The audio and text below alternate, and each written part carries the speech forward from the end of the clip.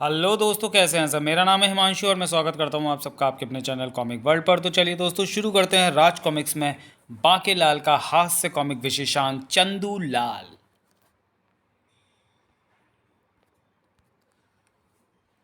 चंदू लाल। चलो जी चलो, शुरू होने वाला है। ओ तेरी, गधे को घोड़ा बनाने के चक्कर में, मेरा मतलब है घोड़े का प्रबंध करने के चक्कर में आज का दिन तो भूल ही गया। चलो जी चलो, शुरू होने वाला है। बस सब्जी में छौंक लगवा के आता हूँ। चलो जी चलो, नाड़ा बांध कर आता हूँ। चलो, घंटा बजा कर आता हूँ। चलो जी चलो, बस द्वार पर नींबू लटका के आता हूँ। ओ जी चलो। ही, मैं तो कब से तैयार बैठा हूँ, शीघ्र चलो। आज के दिन की प्रतीक्षा तो मुझे हर हफ्ते रहती है। बाकेलाल जी जल्दी चलो। हाँ तू चल, मैं आया। आज का दरबार सभी मंत्रियों और कर्मचारियों से ठसाठस भरा हुआ था। हमें यह देखकर अति प्रसन्नता हो रही है कि कम से कम हफ्ते का एक दिन तो हमारे सारे मंत्री और सभासद सही समय पर राज दरबार पर पहुंचते हैं। काश कि हमारे दरबारी यही प्रतिबद्धता प्रत्येक दिन दिखाएं तो राज्य की खुशहाली के लिए चलाई जा रही सारी परियोजनाएं समय पर पूर्ण हो जाएं। अरे मूढ़मती राजा, आज के दिन सारे दरबारियों का समय पर पहुंचने का कारण कोई अटकी परियोजना नहीं है, बल्कि है राज नर्तकी अंगना तेड़ावत। हाय आ गई मेरी छम्मक छल्लो। ओ मेरी फूल गोभी, कब से तेरा इंतजार था। दर्शन दो अंगना, ओ मेरी अखियां प्यासी रे। हाय किसी की नज़र न लगे। सभी भाइयों और उनकी बहनों को अंगना का नमस्कार। कहिए क्या सुनेंगे आप। नमस्कार, पहले ये कहिए कहाँ थी आप। मैं कर रही थी किसी का इंतज़ार। कौन है वो नामुराद। वही जिसके लिए मैं करती हूँ करवा चौथ का त्यौहार। हैं, आपने विवाह कर लिया और हमें बताया था कि नहीं। यही दोस्ती, यही प्यार। अरे नहीं नहीं, अभी मेरा विवाह नहीं है, बल्कि होने वाला है। ओ शुक्र है, अभी हुआ नहीं। मेरा तो कलेजा मुंह को आ गया था। अब अपने कलेजे को वापस तबेले में डाल ले और अंगना जी को नृत्य आरंभ करने दे। मैं दरअसल यही बताने तो आई थी कि आज मैं नृत्य नहीं कर सकती। क्या? मगर क्यों? वो दरअसल बात यह है कि कल करवा चौथ का व्रत है और मुझे राज ज्योतिषी ने बताया कि अगर कोई कुंवारी स्त्री करवा चौथ के दिन जिसके लिए भी व्रत रखती है, उसका विवाह उसके साथ 7 जन्मों के लिए स्वीकार हो जाता है। क्या सच? यानी अगर क्षमा मेरे लिए ये व्रत रखे तो मुझे 7 जन्मों के लिए क्षमा मिलेगी, जिसमें ये वाला जन्म भी शामिल है। तो मैं चलूँ महाराज, आज मुझे कल के लिए तैयारियां करनी हैं। सवाल तुम्हारे वर का है, भला हम इसके लिए कैसे मना कर सकते हैं। तो फिर हम भी चलते हैं महाराज। भला वो क्यों? वो मुझे याद आया कि मुझे कल के उत्सव के लिए प्रबंध करवाना है। मेरी चढ़ी हुई है दाल, बत्ती बनानी है आरती की, तेल लगाना है घोड़ों को, पिछवाड़े में झाड़ू लगानी है, आपकी फटी हुई शेरवानी सिलनी है। बस करो काम चोरो, तुम लोग जा सकते हो। अब आगे की क्या योजना है बाकीलाल। जब सभी जा ही चुके हैं तो हम यहाँ क्या बजाएंगे, तबला। महाराज हमें भी चलना चाहिए। हमारा वो मतलब नहीं था बाकेलाल। दरअसल समस्या यह है कि कल करवा चौथ का त्यौहार है। तो क्या हुआ महाराज, व्रत तो महारानी जी को रखना है, आपको थोड़ी ना रखना है। यही तो समस्या है बाकेलाल। कल के व्रत में बिना चंद्र दर्शन के भोजन तो दूर जल तक ग्रहण नहीं किया जा सकता, और महारानी ने आज तक इस व्रत को कभी भी सफलतापूर्वक संपन्न नहीं किया है। ये बात तो सारा विशालगढ़ जानता है महाराज, कि महारानी जी अपनी चटोरी प्रवृत्ति के कारण दिन भर तरह तरह के व्यंजन चखने से बाज नहीं आती। परंतु इसमें समस्या क्या है महाराज, महारानी तो हर बार ऐसा ही करती हैं। हाँ, परंतु अगर उसने इस बार ऐसा किया तो हमारे प्राण संकट में पड़ जाएंगे। अच्छा, मेरा मतलब है वो कैसे महाराज। हमें राज ज्योतिषी पोंगा पंडित ने बताया कि कल हमारे ऊपर एक प्राणलेवा संकट आने वाला है, जिससे हमें केवल एक ही चीज़ बचा सकती है, और वो है महारानी द्वारा सफलतापूर्वक किए गए करवा चौथ के व्रत का रक्षा कवच। अच्छा किया आपने मुझे बता दिया। आप निश्चिंत रहें, चाहे कोई भी परेशानी आए, समस्या आए, महारानी जी का व्रत अवश्य सफल होगा। राज दरबार से बाहर आते ही बाके के षड्यंत्रकारी मस्तिष्क में षड्यंत्र के कीड़े कुलबुलाने लगे। अब आया तू मोटे पहाड़ के नीचे। अब देख मैं कैसे कल करवा चौथ को तेरे चौथे में बदलता हूँ। यार बाकेलाल, ज़रा इधर तो सुनना। ओ सेनापति, तुमने मुझसे कुछ कहा? तुमसे नहीं कहूँगा तो और किससे कहूँगा, आखिर हम दोनों एक ही कश्ती के सवार हैं। अच्छा, भला वो कैसे? देखो, तुम भी बांके नौजवान, मैं भी बांका नौजवान। जैसे तुम कुंवारे वैसे ही मैं भी कुंवारा। तुम्हारी भी किस्मत फूटी और मेरी भी। तो क्यों ना हम एक दूसरे से लड़ना छोड़कर एक दूसरे की मदद करें, एक दूसरे का सुख दुख बांटें, एक दूसरे की मुसीबत में काम आए। हाँ यार, ये तो मैंने आज तक सोचा ही नहीं। तुम सही कह रहे हो। तो फिर दोस्ती पक्की? हाँ एकदम पक्की। तो फिर अपनी दोस्ती का सबूत दो। कोई ऐसी युक्ति बताओ जिससे क्षमा मेरे लिए करवा चौथ का व्रत करे। इसे कहते हैं मौके पर चौका मारना। हाँ हाँ, क्यों नहीं, सुनो खुसुर खुसुर। वाह वाह, क्या शानदार योजना है। इसे कहते हैं जुगलबंदी। मेरी वीरता और तुम्हारी बुद्धि आपस में मिल जाए तो हम पूरी दुनिया का तबला बजा सकते हैं। बस बेटा, एक बार मैं क्षमा को पटा लूँ, फिर देखना मैं कैसे तुम्हारी ढोल की पोल खोलता हूँ। सही कहा दोस्त, खूब समझता हूँ तेरी चाल। मौका मिलने पर सांप डसना छोड़ सकता है, पर तू नहीं। बस एक बार मुच्छड़ का काम तमाम कर दूँ, फिर तुझे तो कुत्ते की तरह दौड़ा दौड़ा कर मारूंगा। मरखप ने बाकी की योजना पर अमली जामा पहनाना शुरू कर दिया। आ गई, मैं इसी की प्रतीक्षा कर रहा था। चल बेटे मरखप, शुरू कर अपना अभिनय। ये मोर पंखी इस पत्र को क्षमा की ओर उड़ा देगा। चीप, मेरा पत्र उसके पास पहुंच गया। प्रिय महाराज, मेरी कुंडली में लिखा है कि इस करवा चौथ पर मुझ पर मृत्यु योग है। यदि मुझे कुछ हो जाए तो मेरी सारी संपत्ति क्षमा के नाम कर देना। और अरे, पत्र उड़ गया। वो उसे पढ़ रही है। चल बेटा मरखप, आंखों में टपका ले प्याज का रस और शुरू हो जा। अरे, ये उड़कर तुम्हारे पास आ गया। इसे पढ़ना नहीं, लाओ मुझे दो। क्या ये सब तुमने लिखा है? नहीं, वो मैं। ओह, मैं व्यर्थ में ही प्रसन्न हो गई थी। काश ये पत्र तुमने लिखा होता तो स्यापा ही मुक्ता। किंतु तुम रो क्यों रहे हो? कहीं ये प्याज के आंसू तो नहीं है? हाँ, अरे, और आंसू, अरे सॉरी, बड़ी तेज नज़र है इसकी। मतलब की बात पर आ जाना चाहिए। नहीं नहीं, मैं तुमसे झूठ नहीं बोल सकता। हाँ, ये पत्र मैंने ही महाराज के लिए लिखा था। तो क्या इसमें लिखी बातें सच हैं? हाँ। अरे, और आंसू क्यों नहीं निकल रहे? प्याज का असर खत्म हो गया क्या? किंतु इस संकट से बचने का कोई तो उपाय होगा। हाँ, एक उपाय है। यदि कोई कुंवारी कन्या मेरे नाम का करवा चौथ का व्रत रखे तो मेरी आयु बढ़ जाएगी। किंतु मेरे लिए भला कौन कन्या व्रत रखेगी? मैं रखूंगी व्रत तुम्हारे लिए।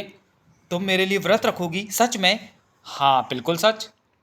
ओ क्षमा, तुम कितनी अच्छी हो। परंतु एक बात का ध्यान रखना, मैं ये सब सिर्फ तुम्हारी प्राण रक्षा के लिए कर रही हूँ, इसलिए कोई गलत उम्मीद ना पाल बैठना। ओ हाँ, मैं ध्यान रखूँगा। बस एक बार तू मेरे लिए व्रत तो रख, फिर देखना हमारा रिश्ता 7 जन्मों के लिए पक्का हो जाएगा। ठीक है, तो फिर मैं चलती हूँ, व्रत की तैयारी भी करनी है। तुम्हारे लिए व्रत रखे मेरी जूती। मैं तो अपने प्रियतम बाकेलाल के लिए व्रत रखूँगी।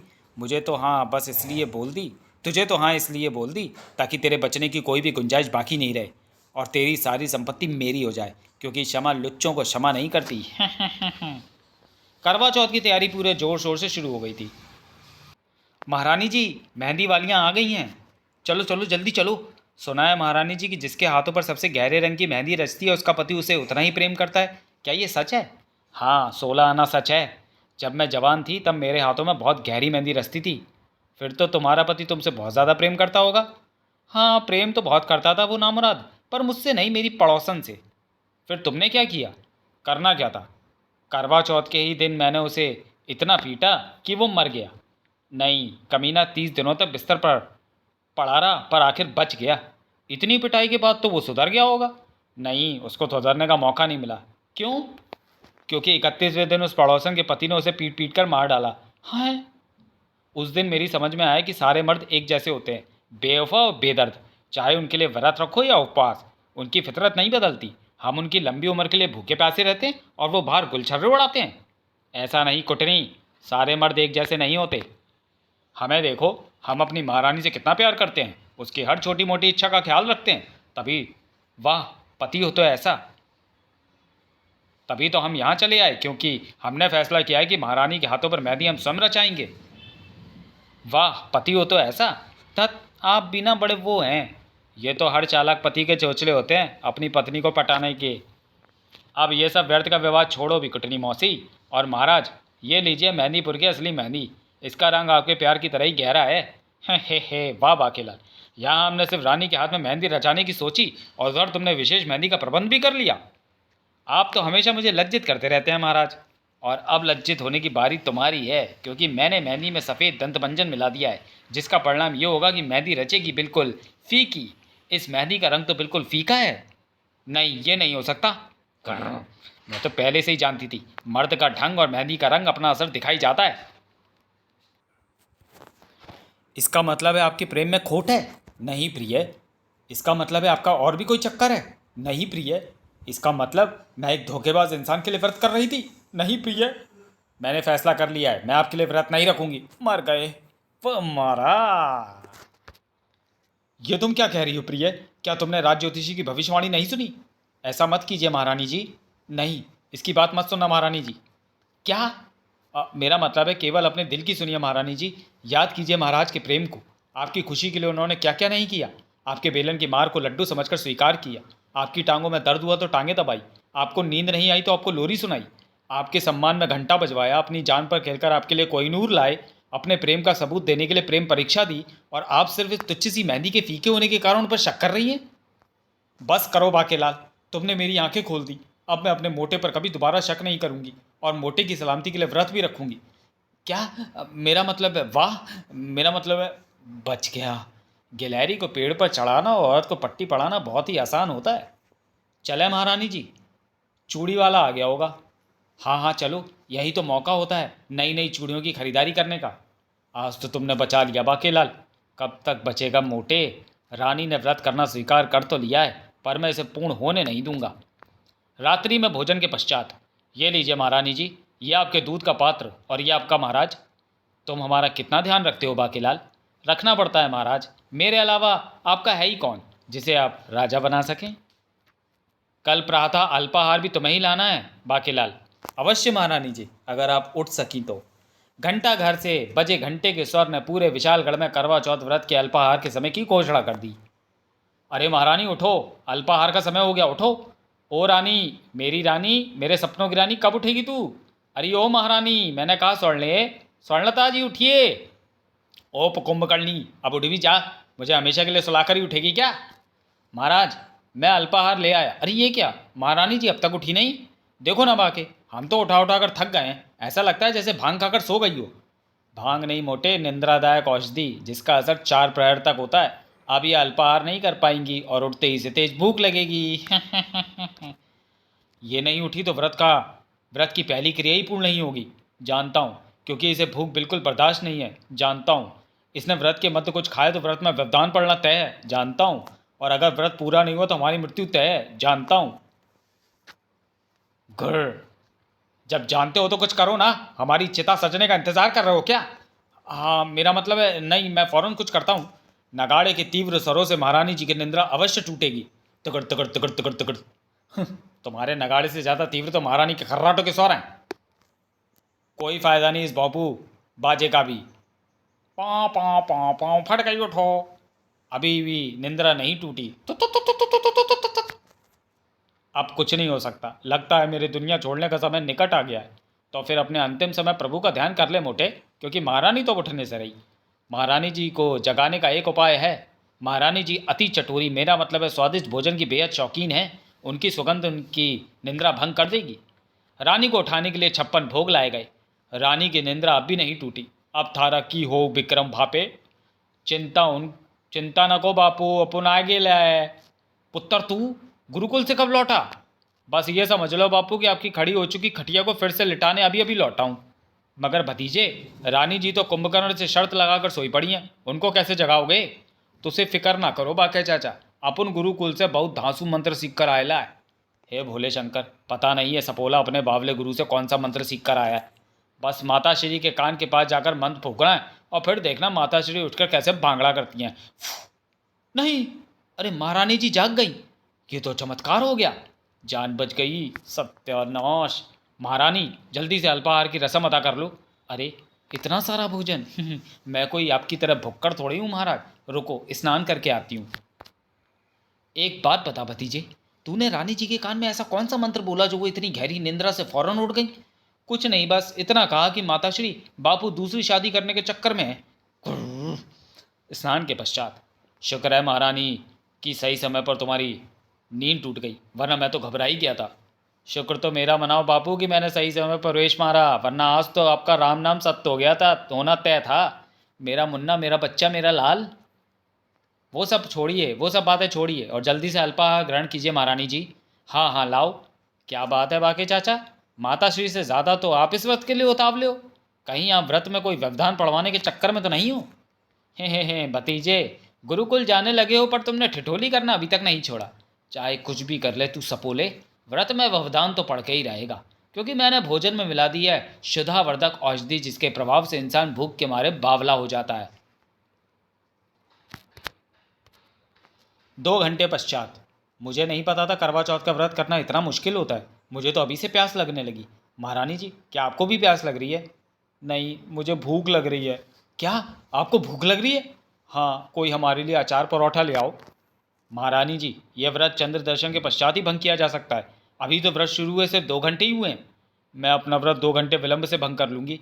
अधिक नहीं, बस 5 परोठे से काम चल जाएगा। परोठा तो एक भी नहीं मिल सकता महारानी जी। अच्छा चलो, फल मिठाई नहीं मिल सकती। खीर या हलवा नहीं। चलो दूध ही पिला दो। नहीं। एक काजू नहीं। कर भाड़ में क्या व्रत, मैं व्रत नहीं रखूंगी, खाना लाओ। रानी के ऐलान से पूरे महल में हड़कंप मच गया। ये हम क्या सुन रहे हैं महारानी, तुम व्रत नहीं रखोगी? आपने सही सुना है महाराज, मैं व्रत नहीं रखूंगी। समझा करो रानी, व्रत करना आवश्यक है, बस कुछ ही घंटों की बात है। मैंने कुछ नहीं सुनना, मुझे भूख लगी है, भोजन चाहिए मतलब चाहिए। उफ महारानी, तुम समझ क्यों नहीं रही हो? अगर तुमने समय पूर्व व्रत भंग किया तो राज ज्योतिषी की भविष्यवाणी के अनुसार हमारी मृत्यु तय है। क्या तुम हमारी मृत्यु चाहती हो? उफ, मैं क्या करूं महाराज, ऐसा लग रहा है जैसे पेट में ज्वाला जल रही हो। अगर मुझे शीघ्र भोजन नहीं मिला तो मैं मर जाऊंगी। थोड़ा सब्र रख लो प्रिय, व्रत पूरा होते ही हम साथ भोजन करेंगे। ठीक है, मैं कोशिश करती हूँ। महाराज, महाराज! वही क्यों चिल्ला रहा है खोतिया? देख नहीं रहा मैं महारानी जी से गंभीर वार्ता कर रहा हूँ? ओ जी, मैं तो आपको ये बताने आया था, नाश्ते में गर्मा गर्म हलवा तैयार हो गया है। सभी बस आपकी ही प्रतीक्षा कर रहे हैं। नाश्ते में हलवा? वो महारानी, हमें पता नहीं था इन लोगों ने गलत नाश्ते में हलवा। वाह, पत्नी भूख से तड़प रही है और यहाँ हलवा बनाया जा रहा है। कान खोलकर सुन लो जी, जब तक मेरा व्रत पूरा न हो जाए तुम हलवा तो क्या हवा भी नहीं खा सकते। जैसा तुम कहो प्रिय। तुम क्या, महल में कोई भी कुछ नहीं खा सकता? जैसा तुम कहो प्रिय। खाना खाना तो दूर, महल में कोई खाना पकाएगा भी नहीं। जैसा तुम कहो प्रिय। पकाना तो दूर, कोई खाने का नाम भी नहीं लेगा। जैसा तुम कहो प्रिय।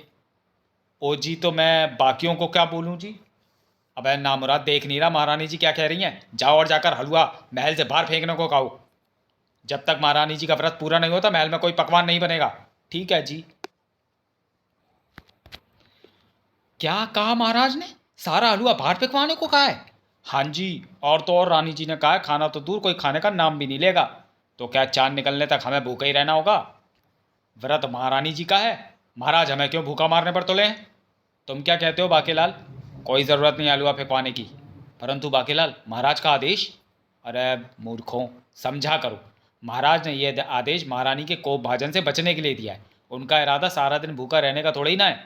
इसलिए तुम सभी आराम से हलवा खाओ, तब तक मैं महाराज को हलवा खिलाने की जुगाड़ बढ़ाता हूँ। परंतु दोपहर का भोजन, रसोई की सारी सामग्री महल के पिछवाड़े में स्थित बगीचे में पहुँचाने का प्रबंध करो। आज हम वन भोज का आनंद उठाएंगे। ये नामुराद ज़रूर फिर से कोई नई खिचड़ी पका रहा है। मुझे इस पर नज़र रखनी पड़ेगी।